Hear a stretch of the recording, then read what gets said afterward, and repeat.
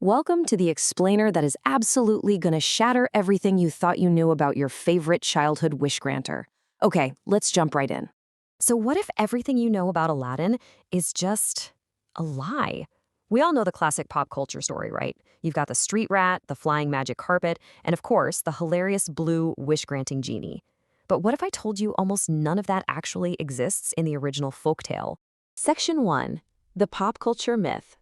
In modern pop culture, we've basically been sold a very specific illusion. You know the one. Aladdin is this lonely orphan from the fictional Middle Eastern city of Agrabah.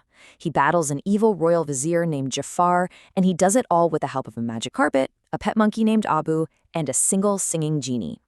But as we're about to see, this modern version is a massive departure from the actual source material. Section 2. The true nature of jinn. To really get this, we have to look at the words jinn or jinn, which are actually rooted in an ancient Aramaic word meaning to hide. And according to folklore dating all the way back to at least 2400 BCE, jinn were created long before humanity. Now, they aren't angels, and they aren't demons either. They exist as a totally separate third race of beings altogether. And these beings were intensely feared, and honestly, for very good reason. Made of smokeless fire and possessing total free will, the original jinn were terrifyingly powerful entities. I mean, they were capable of shape-shifting, invisibility, mind control, and, get this, even draining human souls for nourishment. Literally like supernatural vampires.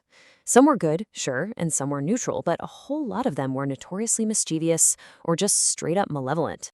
Because they are these incredibly powerful tricksters who often view humans as entirely inferior. Trying to actually bargain with a jinn for wishes was historically considered a hugely dangerous gamble. They are definitely not your friendly, joke-cracking sidekicks. They are volatile forces of nature. Section 3. The French Connection. So the journey of this text builds over centuries, spanning from that ancient folklore in 2400 BCE to the famous Arabic compilation of 1001 Nights between the 8th and 14th centuries, right through to a pretty shocking 18th century French edition by a guy named Antoine Galland, and later an incredibly controversial English translation by Richard Burton in 1885. But okay, here is a massive twist for you. The story of Aladdin wasn't actually in the original Arabic manuscript of 1001 Nights at all. No way, right? It's actually what scholars call an orphan tale. The entire story of the magical lamp was added to the collection much later, in 1704, by that French translator I mentioned, Antoine Galland. He claimed he heard the story from a Syrian storyteller. And, fun fact, Galland is actually the one who coined the French term génie, which is exactly where we eventually got the word genie in English. Section 4. The Original Aladdin. Let's break down the original text. First off, the story isn't set in the Middle East at all. Agrabah just does not exist in the source material.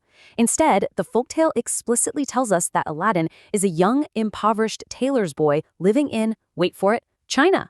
And he wasn't a lonely orphan traversing the streets with a magic carpet and a monkey. There are absolutely zero animal sidekicks in the original text.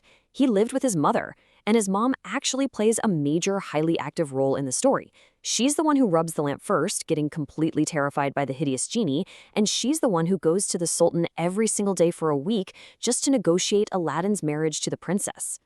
Then, of course, there's the villain. The bad guy isn't a royal vizier named Jafar. He's actually an unnamed African magician. This sorcerer basically tricks Aladdin by pretending to be his long-lost uncle, all just to get the boy to go into a highly booby-trapped cave to fetch the lamp for him. Okay, prepare yourself for this bombshell, the number 2.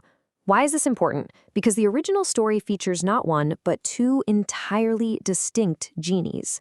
Yup, 2 genies.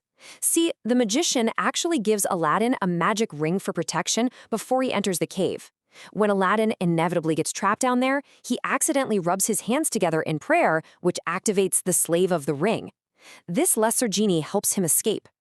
Later on, when his mother is cleaning the dirty brass lamp to sell it for food, she summons the much more powerful slave of the lamp. Finally, how does it all end? Well, instead of some epic magic battle where the hero tricks the villain into becoming a genie himself, the original climax is surprisingly grounded and honestly a bit dark.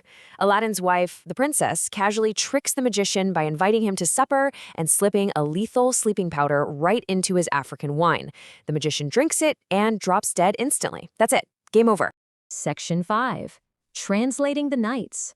Now fast forward to 1885. The British explorer, geographer, and Arabist Richard Francis Burton released a completely unexpurgated 10-volume English translation of the Arabian Nights. And when I say unexpurgated, I mean he left absolutely nothing out. Because of the extremely adult themes and heavy sexual imagery in the source texts, Burton actually had to print it privately just to bypass strict Victorian obscenity laws. He even went as far as inventing a totally fake publisher called the Kama Shastra Society. He packed his version with highly controversial footnotes and used this bizarre, composite mock Gothic vocabulary. He was using weird words like whilome and anent. It was a highly eccentric translation for sure, but one that perfectly captured the sheer strangeness and danger of the jinn. Burton's translation was so scandalous and so massive that he even faced fierce allegations of plagiarizing large portions of the text from a colleague named John Payne. Now, while later biographers largely debunked this, noting it's pretty common for translators to build upon each other's work, it definitely added this wild layer of real-world drama to the already complicated legacy of the Knights. As paranormal researcher David Wetterly points out, when we look back at the true history of the Jinn and the unfiltered, raw story of Aladdin, it becomes abundantly clear that these ancient spirits were never, ever meant to be our cuddly sidekicks.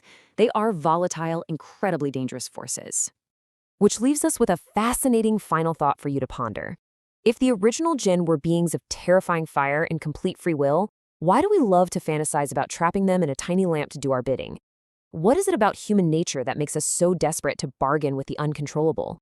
Thanks so much for joining me on this explainer. I really hope you never look at an antique brass lamp the exact same way again.